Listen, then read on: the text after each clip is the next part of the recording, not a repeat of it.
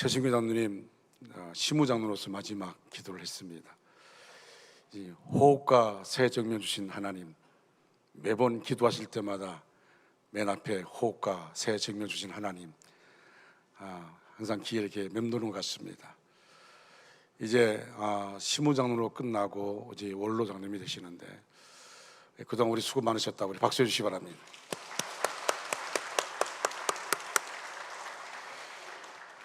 할렐루야. 하나님의 크고 놀라우신 은혜와 사랑과 축복이 여러분 모두와 이 시간 영상으로 예배되는 모든 가정 위에 충만하게 임하기를 주님의 이름으로 축원합니다. 우리 옆에 분들을 축복하시기 바랍니다. 하나님이 당신을 사랑하십니다. 힘내시기 바랍니다.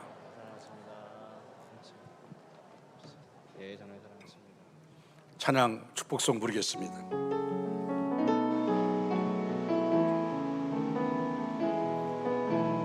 평강 하나님의 평강 당신의 삶에 넘쳐나기를 평강 하나님의 평강이 당신의 삶에 가득하기를 축복합니다.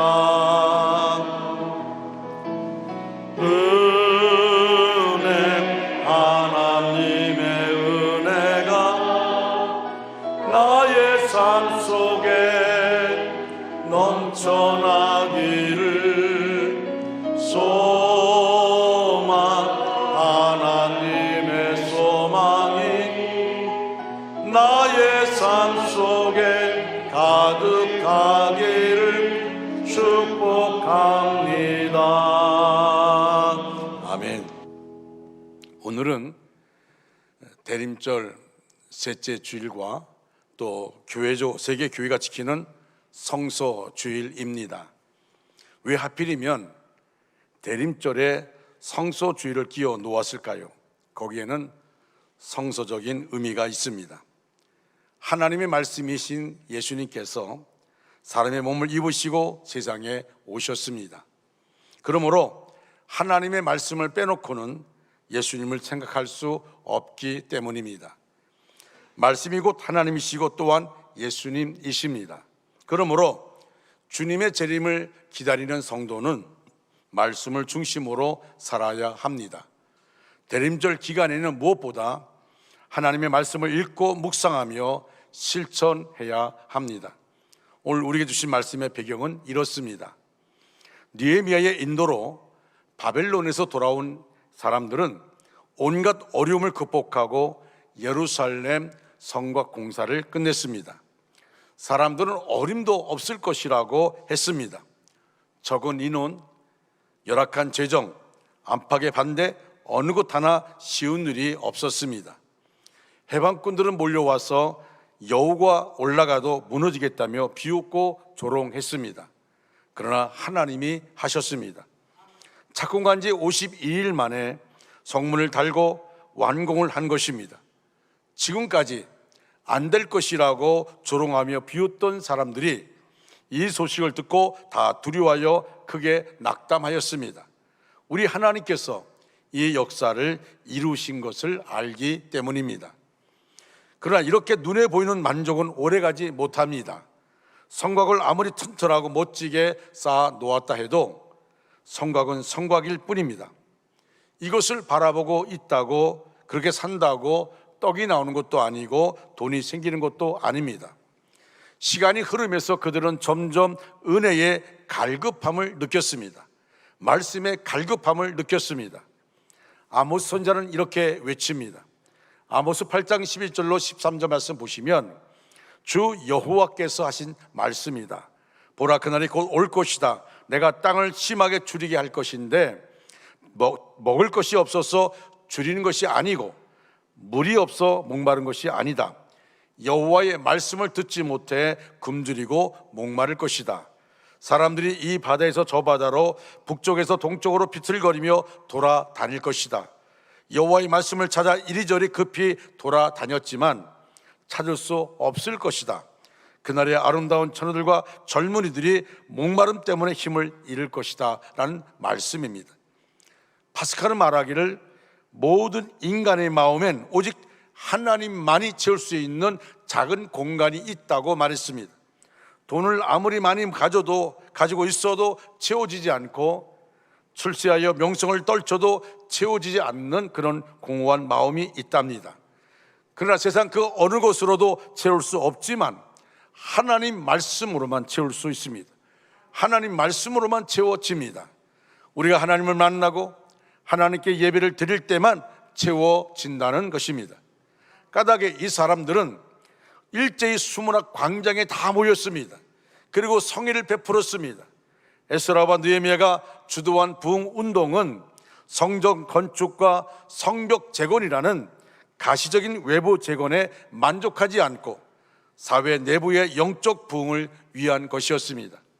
그 핵심과 방법은 바로 하나님의 율법, 즉 말씀 앞에 온전히 서는 것입니다.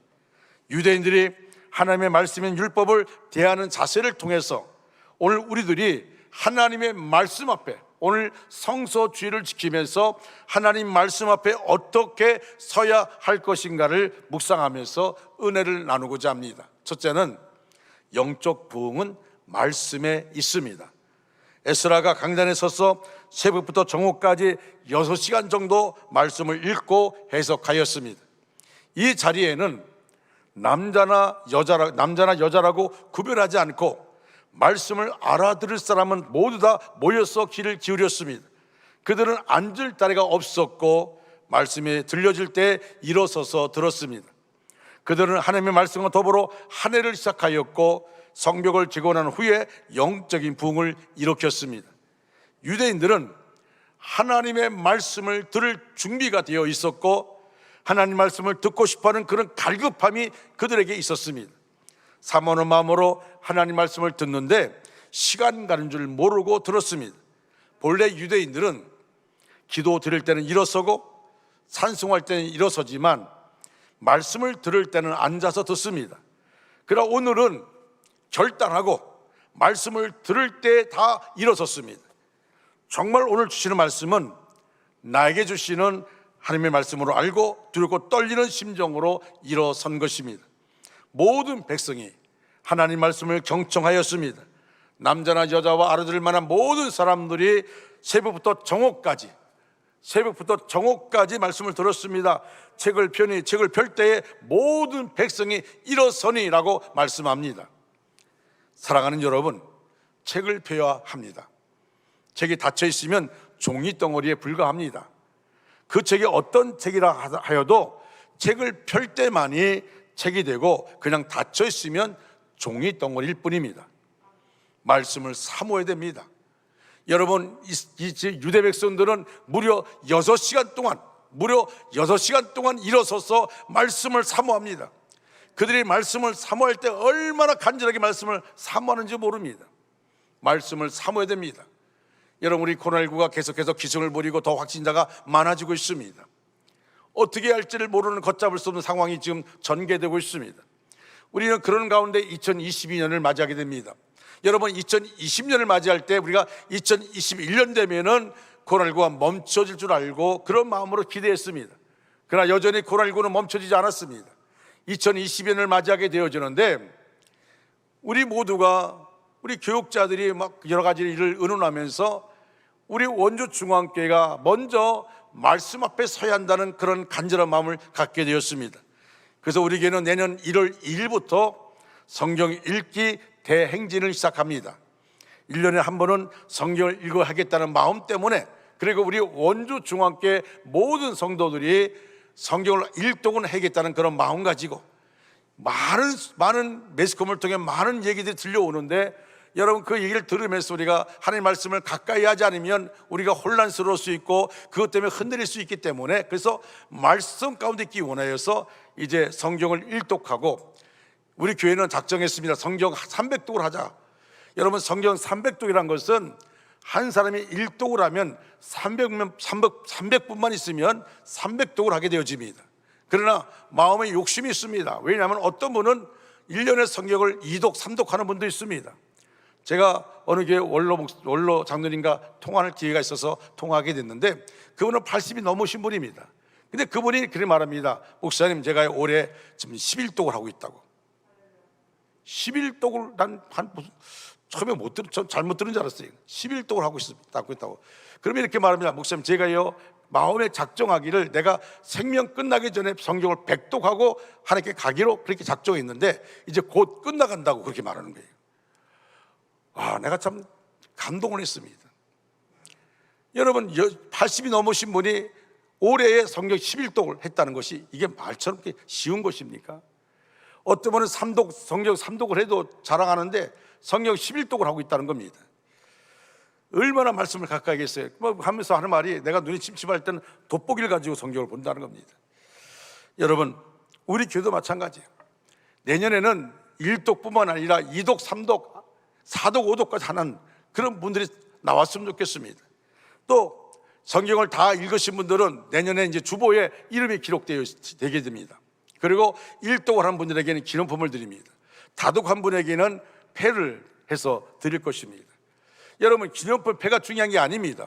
우리가 말씀을 가까이 하고 말씀을 읽는 것 자체가 중요하다는 것입니다. 여러분, 그래서 이 성경 읽기 대행진은 우리 어른들만 하는 것이 아니라 교회 학교도 같이 동참하여서 일을 했으면 합니다.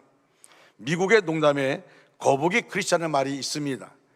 새는 9일간 먹지 않아도 살 수 있고 사람은 12일간, 개는 20일간 견딜 수 있다고 합니다. 그런데 거북이는 500일 동안을 먹지 않아도 살아갈 수 있다는 것입니다. 그래서 참다운 양식인 말씀을 가까이 하지 않고 말씀 없이 사는 신자를 말해서 거북이 크리스찬이라 그렇게 말합니다. 우스운 이야기는 넘길 수만 없는 농담입니다. 여러분은 얼마나 자주 하나님의 말씀을 읽고 묵상하고 있습니까? 하나님의 말씀만 손에 들면 잠이 오지는 않습니까? 어떤 분은 새 신자, 새로운 신자에게 이렇게 말해요. 요새 자기가 우울증을 걸려서 잠이 안 온다 했더니 걱정하지 말라, 성경을 베고 자면 잠이 잘 온다고. 나는 성경 읽으려고 하면 잠이 온다고. 이건 자랑이 아니에요. 자랑이 아닙니다. 오늘도 한 분이 등록을 했는데 그분이 교회 처음 나온 것이 얼마나 반가운지요. 우리 교회가 처음이란 말도 얼마나 반가운지. 물론 다른 교회 저희 신앙사하다가 여기 원주로 이사 와서 우리 교회 등록한 분들도 있습니다. 참 좋죠. 그런데 처음 예수 믿는 것이 정말 반가운 것입니다.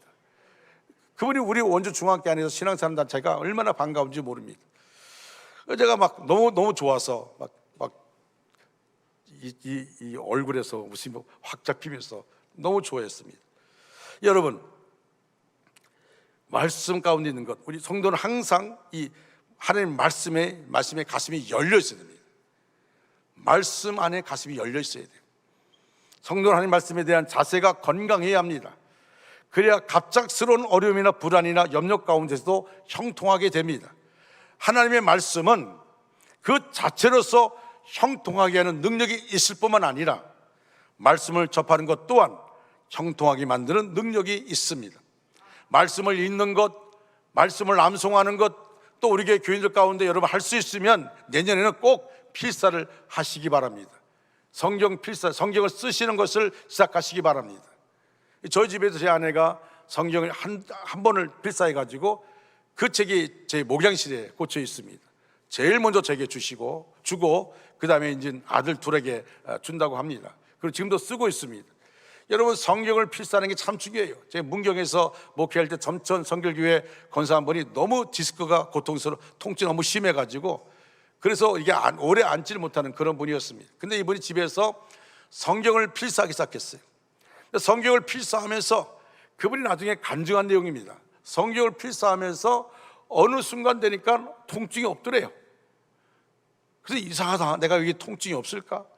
그래서 성경을 필사하고 나니까 하나님이 그 통증을 깨끗이 씻어 주셨습니다.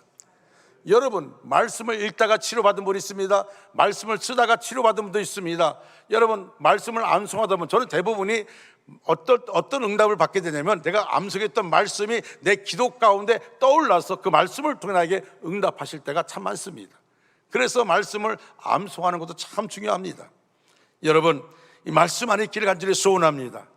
시편 기자는 시편 1편 1절 2절에서 이렇게 말합니다. 복 있는 사람은 악인들의 꾀를 따르지 아니하며 죄인들의 길에 서지 아니하며 오만한 자들에 앉지 아니하시고 오직 여호와의 율법을 즐거하여 그 율법을 주야로 묵상하는 자라고 말합니다. 여러분, 복 있는 사람은 악인들의 꾀에 따르지 않습니다. 죄인들의 길에 서지 않습니다. 오만한 자의 자리에 앉지 않습니다. 오직 여호와의 율법을 주야로 즐거워하며 묵상하는 것, 이게 복 있는 사람이라 그렇게 말합니다. 시편 37편 31절에 보니까 그의 마음에는 하나님의 법이 있으니 그의 걸음은 실족함이 없으리라 말씀하고 있습니다. 오늘 우리는 어려운 난제들 앞에 서 있습니다. 코로나19 언제 멈출지 모릅니다. 이제는 우리가 누가 무슨 얘기 한다 할지라도 그 안에서 진정한 만족을, 위로를 받을 수가 없습니다. 어려운 난제들 앞에 있습니다. 여러분, 그러나 우리가 이 난제들 앞에서 실족하여 넘어지지 않으려면 우리 그리스도인들이 말씀 앞에 정직하게 서는 작업이 필요합니다. 우리는 알아야 합니다. 하나님의 말씀 속에 진정한 부흥이 있습니다. 하나님의 말씀 속에 진정한 믿음의 역사, 성령의 역사가 있습니다. 하나님의 말씀 속에 진정한 행복이 있고 자유가 있고 치유가 있습니다. 하나님의 말씀 속에 생명이 있고 능력이 있습니다. 할렐루야. 여기에 살 길이 있고 여기에 우리의 소망이 있고 이 하나님의 말씀 속에 진정한 기쁨이 있기 때문임을 여러분 명심하시기 바랍니다. 두 번째로 오직 아멘으로 응답했던 이스라엘 백성들입니다. 여러분, 오늘 본문 6절 말씀, 6절 다 같이 읽겠습니다. 시작. 에스라가 위대하신 하나님 여호와를 송축하며 모든 백성이 손을 들고 아멘 아멘 하고 응답하고 몸을 굽혀 얼굴을 땅에 대고 여호와께 경배하니라. 아멘. 자, 우리가 아는 대로 이 아멘이란 말은 과연 그렇습니다, 동감입니다 라는 뜻도 있고 꼭 그렇게 하겠습니다 라는 맹세의 뜻도 있습니다. 그래서 우리가 기도할 때는 아멘합니다. 찬송 부를 때 아멘합니다. 그리고 말씀을 들을 때도 아멘합니다. 그리고 또 이 아멘이란 말 속에는 진실로 참으로라는 뜻도 포함되어 있습니다. 그 말씀은 진실합니다, 옳습니다, 그렇게 믿습니다, 그런 의미로 우리가 아멘 하는 것입니다. 또 축복 후에 아멘 했습니다. 로마서 15장 3절 말씀 보니까 평강의 하나님께서 너희 모든 사람과 함께 계실지어다 라고 말할 때 아멘 하는 말이 나왔습니다. 갈라디아서 6장 18절에도 축복의 말씀이 있은 다음에 아멘 했습니다. 이처럼 아멘은 우리 기독교의 축복의 언어요, 세계 공통어입니다. 여러분, 고린도후서 1장 20절 말씀을 다 같이 읽겠습니다. 하나님의 약속은 얼마든지 그리스도 예수 안에서 해가 되니 그런즉 그로 말미암아 우리가 아멘하여 하나님께 영광을 돌리게 되느니라. 아멘. 하나님의 약속은 얼마든지 그리스도 안에서 예가 되니 그런즉 그로 말미암아 우리가 아멘하여 하나님께 영광을 돌리게 되느니라. 무슨 말씀입니까? 우리가 아멘하여 하나님께 영광을 돌린다고 했습니다. 하나님께 영광을 돌리는 삶은 우리 모든 사람의 첫째 되는 삶의 목적입니다. 여러분, 우리의 모든 상황이 하나님께 영광을 돌리는 상황이 되어야 합니다. 아멘하면 하나님께 영광을 돌리게 된다고 했는데 우리는 무엇 때문에 아멘에 인색합니까? 여러분, 어느 교회 가서 보면, 건강한 교회 보면 아멘이 인색하지 않습니다. 매 말씀마다 아멘 아멘 합니다. 찬양하면서 아멘 합니다. 기도할 때 아멘 아멘 합니다. 여러분, 아멘은 긍정의 의미가 있고 순종하겠다는 뜻도 있으며 찬송하는 뜻도 있습니다. 아멘은 닫힌 마음을 여는 열쇠보다 같고 부정적이고 반항적이고 불신앙적인 마음을 긍정적이고 순종하는 마음으로 바꿔놓는 그런 능력이 있습니다. 오늘 본문에 보면 옛날 이스라엘 백성들은 온종일 수문학 광장에 모여서 에스라가 들려주는 하나님 말씀 들을 때 그들은 아멘, 아멘으로 응답했습니다.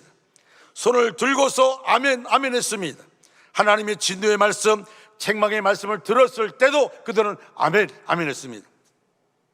하나님의 축복의 말씀, 언약의 말씀을 들었을 때도 아멘, 아멘 했습니다.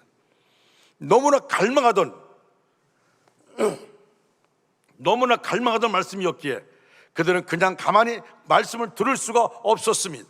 그들은 일어나서 말씀을 들었고, 손을 들고서 아멘 아멘 하면서 말씀을 들었고, 나중에는 그 말씀이 깨달아지니까 울면서 눈물바다가 되고 말았습니다. 눈물로 응답하며 말씀을 듣습니다. 사랑하는 여러분, 우리도 항상 하나님 말씀을 들을 때마다 내게 주시는 약속의 말씀, 은혜의 말씀, 축복의 말씀 앞에 아멘으로 응답하는 우리 모두가 되어지기를 주님의 이름으로 축원합니다. 그리고 기도할 때, 찬송 부를 때, 말씀을 읽을 때에, 그리고 하나님의 말씀을 들을 때 심령 깊은 곳에부터 우러나오는 그런 아멘이 우리에게 있어야 되는 것입니다. 말씀 앞에 겸손한 사람이 아멘합니다. 말씀에 순종하려는 사람이 아멘으로 응답합니다. 마음을 열고 하나님의 은혜를 받아들이는 사람이 아멘의 응답을 합니다. 이런 믿음의 소유자가 바로 저와 여러분 되시기를 주님의 이름으로 축원합니다. 세 번째로, 하나님 말씀으로 영적 부흥을 이룹니다. 에스라의 말씀 집회가 주는 교훈이 무엇일까요? 세 가지로 정리할 수 있습니다. 첫째는 영적인 부흥이야말로 성도들이 일평생 추구해야 하는 궁극적인 과제입니다. 예루살렘 성벽이 완공되는 위협을 달성했어도, 다시 말하면 성전 건축이 마쳐졌고 교회가 크게 성장했어도 성도들에게 진정으로 필요한 것은 영적 부흥이라는 사실을 잊지 말아야 합니다. 아무리 교회를 아름답게 크게 웅장하게 지었다 할지라도, 그곳에 많은 성도들이 가득 모인다 할지라도, 여러분, 그것이 중요한 것이 아니라 그 안에 진정한 영적 부흥이 일어나지 않으면 그냥 건물에 불과한 것이고 그냥 많은 신자에 불과한 것입니다. 비록 우리가 존경받을 만한 직분을 가지고 여러분으로 성공적인 헌신과 봉사를 했을지라도 영적 부흥이 필요합니다. 그리고 바람직하고 아름다운 성도의 삶을 살았다 할지라도 영적인 부흥을 계속해서 추구해야 하는 것입니다. 영적인 부흥이 멀어지면 하나님과 우리의 관계가 점점 멀어지고 결국 우리의 인생은 하나님께서 보시기에 실패한 인생이 되고 마는 것입니다. 그리고 이런 원리는 가정이나 교회나 똑같이 적용됩니다. 여러분, 겉으로 아무리 좋은 옷을 입고 좋은 집에 살고 좋은 차를 굴린다 할지라도 그래도 우리 안에 영적 부흥이 멈춰지면 타락의 나락으로 쉽게 떨어질 수 있다는 사실을 명심해야 합니다. 겉으로 화려하고 웅장한 예배당을 짓고 수많은 교인이 모여도 그것은 숫자에 불과한 것입니다. 겉으로 보이는 것을 부흥이라고 착각하고 자랑해서는 안 됩니다. 요한계시록 3장 1절에 이렇게 말합니다. 내가 네 행위를 아노니 내가 살았다는 이름은 가졌으나 죽은 자라고 말씀합니다. 여러분, 우리는 세상껏 자랑합니다. 교회를 자랑하고 교인의 숫자를 자랑합니다. 그러나 하나님 보실 때 그게 중요한 게 아닙니다. 하나님 보실 때는 영적으로 죽어 있는 사람이 있으면 하나님은 안타까워하십니다. 그 교회가 단지 적은 성도가 모인다 할지라도 영적으로 깨어있는 것을 하나님 기뻐하십니다. 저는 우리 원주 중앙교회가 영적으로 깨어있기를 간절히 소원합니다. 우리 한 사람 한 사람이 영적으로 깨어있어야 될 줄로 믿습니다. 영적으로 깨어있어야만이 하나님의 음성을 들을 수 있습니다. 영적으로 깨어 있어야만이 성령의 음성을 들을 수가 있습니다. 영적으로 깨어 있어야만이 말씀을 읽는 가운데 그 말씀 속에서 나에게 주시는 말씀을 붙잡을 수가 있게 되어집니다. 또 한 가지는 하나님의 말씀은 우리에게 참된 회개를 불러일으키고 동시에 참된 위로를 가져다 줍니다. 유다 백성들이 커다란 회개 운동을 할 수 있었던 것, 학사 에스라가 낭독하고 해석한 말씀 때문이었습니다.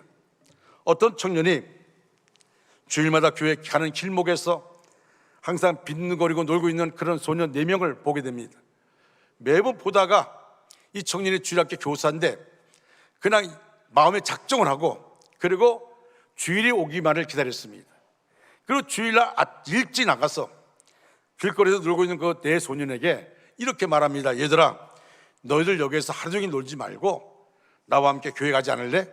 교회 가서 예배 드리면 끝난 다음에 내가 너에게 먹을 걸 줄 테니까 그렇게 하지 않을래? 내가 먹을 거 사줄게. 그래서 이 아이들이 먹을 것을 사준다니까 그래서 교회를 나갔습니다. 그리고 그 4명이 따라 나와서 그들은 각자 자기에게 적당한 반에 들어가서 교회학교 교육을 착실히 받게 되었습니다. 세월이 흘러서 이 4명의 소년들은 모두 장성해서 각자 자기의 길로 갔고 그들을 교회로 인도하고 주일학교에서 가르쳤던 그 사람은 60회 생일을 맞이하게 되었습니다. 생일을 맞는 그는 과거에 자신이 전도했던 그 4명의 소년들로부터 각각 생일 축하 카드를 받았습니다. 한 통은 연방부의 은행 총재로부터, 한 통은 중국에서 선교사를 일하고 있는 목사로부터, 한 통은 당시 대통령이었던 후보의 비서관으로부터, 그리고 마지막 한 통은 허버드 후보 대통령이 직접 보낸 카드였습니다. 이들은 길거리에서 빈둥거리며 놀던 소년들에 불과하지만 영혼 구원에 깊은 관심을 갖고 있던 주일학교 교사 한 청년을 통해서 그들이 교회에 나오게 되었고, 그 후에 그들은 그 나라에 놀라운 일들을 이루는 그런 자리에 오르게 된 것입니다. 참으로 하나님을 사랑하고 그의 말씀을 잘 배우고 따르는 자들에게 그의 장래가 형통케 되는 역사가 나타난다는 것을 알아야 합니다. 여러분, 왜 우리의 자녀들이 하나님 전에 나와야 됩니까? 왜 우리의 자녀들이 교회 나와서 훈련받아야 됩니까? 여러분, 세상에 어떤 것보다 더 중요한 것, 우리 자녀들이 교회 나와서 예배드리는 겁니다.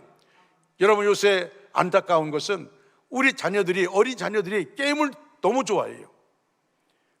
그리고 핸드폰을 갖고 와서 예배 시간에도 핸드폰을 켜고 게임을 하고 있는 그런 학생들도 있어요. 정말 안타까운 겁니다. 그러나 여러분, 그렇다 할지라도 그들을 교회로 인도합니다. 교회로 인도해서 그들이 그렇게 게임을 한다 할지라도, 그들이 딴청을 한다 할지라도 그들이 그 예배 가운데 기로 말씀을 듣게 되는데, 말씀을 듣게 되면 어느 순간에 그 말씀이 마음속에 말씀에 꽂힐 때가 있는 것입니다.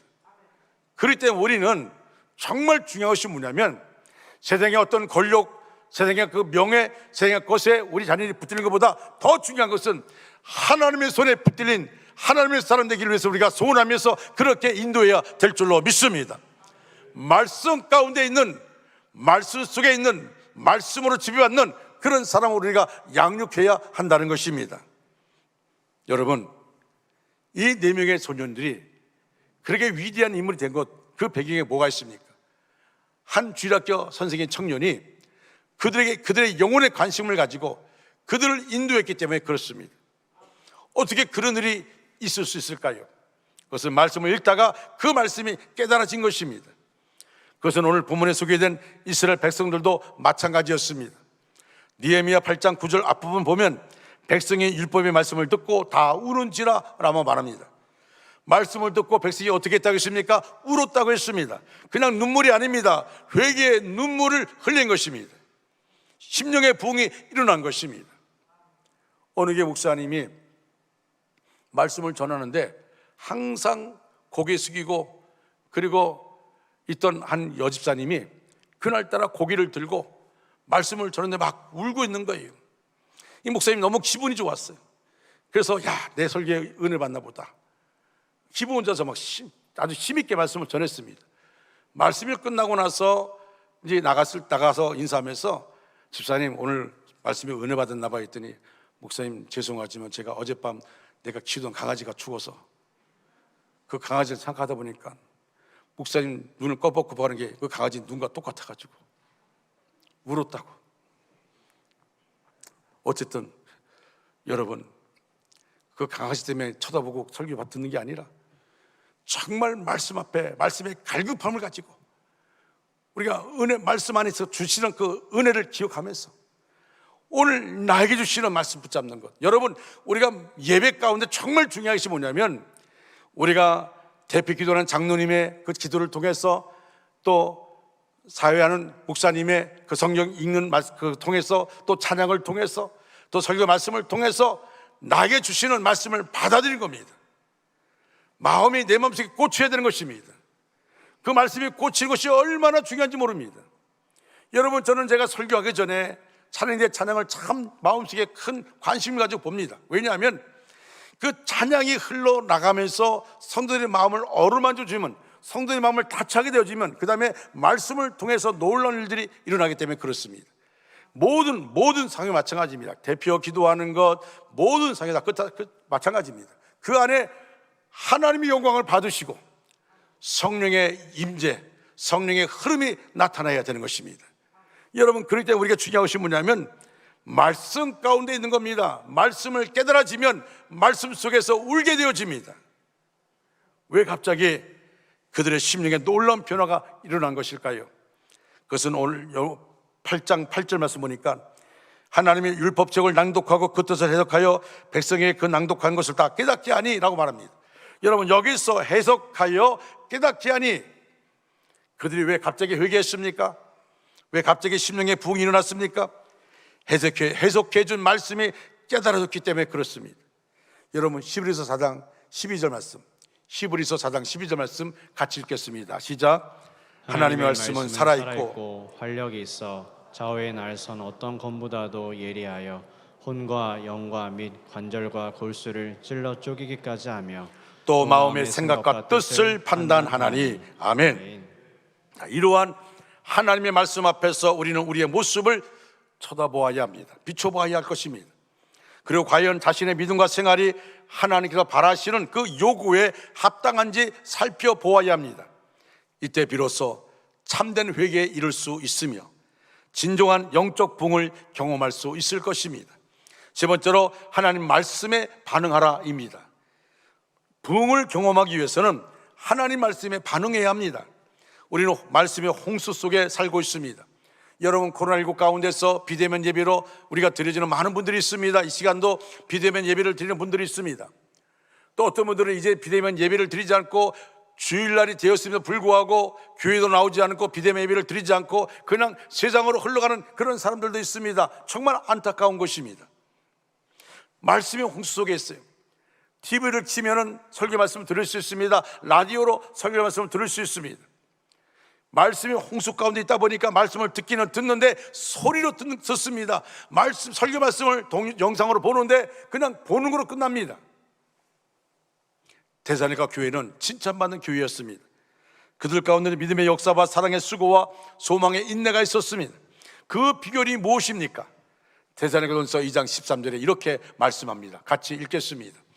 이러므로 우리가 하나님께 끊임없이 감사하면 너희가 우리에게 들은 바 하나님의 말씀을 받을 때에 사람의 말로 받지 아니하고 하나님의 말씀으로 받음이니 진실로 그러하도다. 이 말씀이 또한 너희 믿는 자 가운데서 역사하느니라. 아멘. 그들은 하나님 말씀을 들을 때에 사람의 말로 듣지 않고 하나님이 내게 주시는 말씀으로 들었습니다.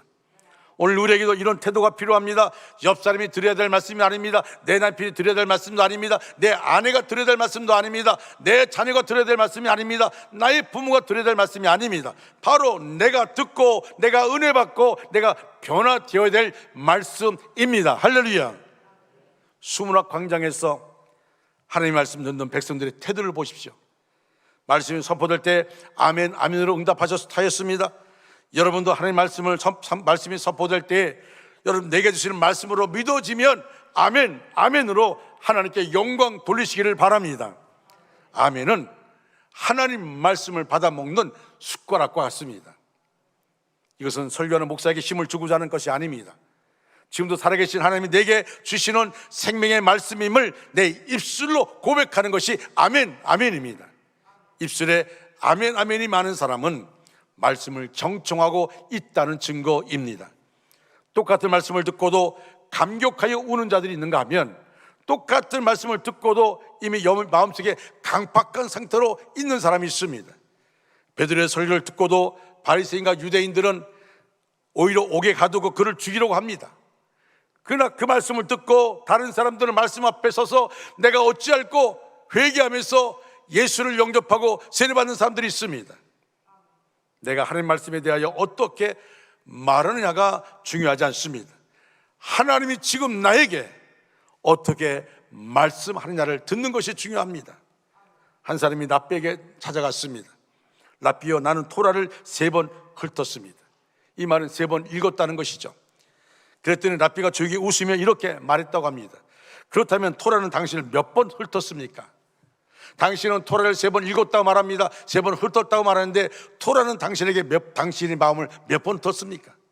내가 몇 번 말씀을 읽고 들었냐가 아니라 하나님 말씀 앞에 내가 어떻게 반응하느냐가 중요합니다. 말씀을 통해서 하나님이 나를 어떻게 변화시켰냐가 중요합니다. 또 한 가지 중요한 반응이 있습니다. 느헤미야 8장 10절 말씀 보니까 이렇게 말합니다. 같이 읽겠습니다. 느헤미야가 또 그들에게 이르기를 너희는 가서 살찐 것을 먹고 단 것을 마시되 준비하지 못한 자에게는 나누어 주라. 이날은 우리 주의 성일이니 근심하지 말라. 여호와로 인하여 기뻐하는 것이 너희의 힘이니라 하고. 아멘. 자, 말씀을 통하여 은혜를 받았으면 나만 누리는 것이 아니라 함께 나누어 주라는 겁니다. 준비하지 못한 자에게 나누어 주라는 겁니다. 말씀을 듣지 못한 자에게 나누어 주라는 것입니다. 아무리 말씀의 은혜를 받았어도 나만 누린다면 합당하지 않습니다. 여호와 하나님을 인하여 우리에게 주신 기쁨을 나눌 때 그 능력은 더 크게 나타납니다. 요한의 실내 목사님 집에 강도가 들어왔습니다. 칼을 들고 와서 돈을 요구합니다. 웨슬레가 지갑을 열어 있는 돈을 전부 다 그에게 주었습니다. 그러면서 웨슬레가 이렇게 말한 겁니다. 형제요, 이것은 당신이 내게서 강제로 가져간 것이 아니라 내가 기꺼이 당신에게 주는 것으로 합시다. 뭔 차이가 있습니까? 내가 당신에게 기꺼이 주는 것으로 합시다. 도둑이 퉁여 쓰게 말합니다. 아니 그것이 무슨 차이가 있냐고. 웨슬레는 돈을 가지고 나가는 그를 불러 세워놓고는 이렇게 말했습니다. 잠깐 당신을 위해 준비한 선물이 있습니다. 이 책을 가지고 가세요. 웨슬레는 책 한 권을 선물로 주었습니다. 도둑은 황급하게 책을 받아들고 나갔습니다. 그 책은 웨슬레가 그 웨슬레 집을 방문한 모든 사람에게 나눠주는 준비한 성경책입니다. 포장한 성경책을 그에게 준 것입니다. 수년 후에 웨슬레가 어느 집회에 가서 말씀을 전하게 되었는데 그때 그 집회 가운데서 이 도둑을 만나게 됩니다. 근데 웨슬레는 몰랐어요. 근데 한 사람이 자기를 소개하는데 뭐라 소개하냐면, 목사님께 저를 기억하지 못하시겠지만 수년 전 목사님 댁을 무리하게 방문해서 약간의 돈과 성경책을 선물로 받았던 사람입니다. 그때 목사님께서 주신 성경책을 읽고 회개했습니다. 예수 믿고 변화되어 새 사람이 되었습니다. 그 목사님에게 늘 빚을 지고 있다고 느꼈습니다. 그래서 목사님을 찾아뵙게 된 것입니다. 목사님이 내가 선물을 준비했습니다. 이것은 수년 전 저에게 주셨던 돈의 갑절입니다. 선교 사역을 위해서 선물로 드립니다. 말씀 전하는 일에 써주시고 저를 동역자로 받아주십시오. 여러분, 그에게 돈만 준 것이 아니라 당신이 나를 억지로 내 돈을 뺏어간 것이 아니라 내가 당신에게 기꺼이 준 것으로 합시다. 그리고 성경책을 선물로 줬습니다. 그 성경책을 통해서 이 도둑이 변화되어서 새 사람이 되었고, 그리고 목사님이 선교사에게 동참하기를 원한 것입니다. 사랑하는 여러분, 하나님 말씀에 귀를 기울이시고 아멘, 아멘으로 응답하시기 바랍니다. 마음의 문을 열고 말씀을 받아들이고 은혜를 받아들이고 능력을 받아들이고 축복을 받아들이시기 바랍니다. 우리 교회가 12월 달에 임마누엘 디셈버 프로그램을 가지고 지금 작은 교회 목회자들이 와서 말씀을 전합니다. 여러분, 우리가 그들에게 큰 힘이 되어주는 것은, 또 그들을 통해 우리가 은혜 받는 것은, 많은 사람이 오입에 참석해서 또 수협에 참석해서 우리가 말씀을 들을 때 아멘, 아멘, 그들이 목회할 때 듣지 못했던 그 아멘, 그 큰 아멘 소리를 우리 교회에서 들을 수 있도록, 그 아멘 소리가 물론 우리가 하나님께 말씀 가운데서 아멘, 아멘 하지만 말씀을 전하는 그에게 마음속에는 큰 힘이, 큰 위로가 되는 것입니다. 여러분 많이 나오셔서 우리가 그들의 말씀을 통해 얼마나 여러분 그분들이 말씀을 정말 준비하여서 전하겠습니까? 그 말씀을 통해 그 말씀을 내 것으로 만들 뿐만 아니라 우리가 말씀을 전하는 그분에게 정말 힘있게 격려할 수 있는 그런 시간들, 그래서 우리가 그 시간을 통해서 아멘, 아멘 하는 겁니다. 제가 우리 교회에서 말씀을 전하면서 이제 아멘을 크게 합시다, 우리가 이제 아멘에 인색하지 맙시다 그러면 아멘, 아멘 합니다. 그런데 설교 끝날 쯤 되면 아멘이 적어져요. 참 묘합니다. 여러분, 아멘이라는 것은 내가 말씀을 감당할 수 없는 말씀이 나에게 주어진다 할지라도 그것을 내가 아멘하게 되면 그 말씀을 할 수 있는 힘을 하나님이 주시는 겁니다. 저는 확신합니다. 저는 내 목회생활 가운데 역사했던 하나님을 확실하게 전할 수 있습니다. 얻을 때 기도하다가 말씀을 읽다가 감당할 수 없는 부분들을 나에게 명령할 때가 있습니다. 그 말씀이 떠오를 때가 있습니다. 근데 그 말씀 내가 순종하는 것이 벅찰 때가 있습니다. 여러분, 제가 목요일날 기도 가서 기도하다가 어떤 말씀을 주시면 제가 그 말씀을 그냥 갖고 그냥 생각하다 끝나버리면 너무 힘드니까 그냥 지나가고 싶을 때가 있어요. 그러니까 제가 그래서 어떻게 하냐면 금요 심야 기도 때 그 말씀을 전합니다. 이렇게 할 겁니다. 왜? 그렇게 강단에서 전해야만이 내가 순종할 수 있으니까. 왜? 나도 연약하기 때문에. 그러나 하나님이 주신 말씀 붙잡고 그 말씀에 순종하고 그 말씀 앞에 아멘하게 되면, 여러분, 제가 느꼈던 확실한 것이 뭐냐면, 나는 아멘한 것뿐입니다. 순종한 것뿐입니다. 근데 역사는 하나님이 하셨습니다. 할렐루야. 하나님이 하시는 겁니다. 그 하나님이 하시는 것에 내가 주인공으로 쓰임받게 된 겁니다. 할렐루야. 이게 얼마나 중요한지 모릅니다. 하나님이 많은 사람 가운데 나를 들어쓰신다는 것, 나를 사용하신다는 것, 이것이 얼마나 감격적인 순간입니까? 내가 능력이 많아서, 내가 중요한 것이 많아서 쓰시는 것이 아닙니다. 단지 하나님 말씀 앞에, 하나님 앞에 말씀 내가 감당할 수 없다 할지라도 아멘, 제가 하겠습니다, 내가 순종하겠습니다 하고 하면 하나님이 이루십니다. 하나님이 역사하시는 거예요. 여러분, 이 아멘의 주인공 되기를, 아멘의 주인공 되는 저와 여러분 되시기를 주님의 이름으로 축원합니다. 축원합니다. 우리 다 같이 일어나셔서 찬양하겠습니다.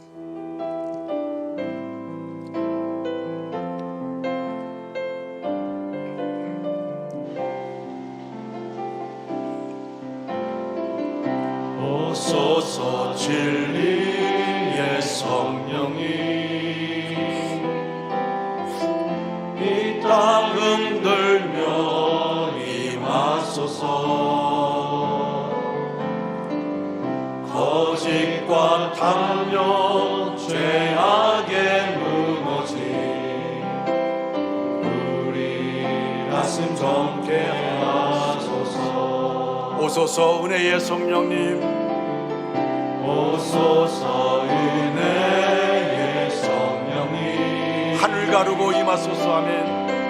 하늘 가르고 임하소서.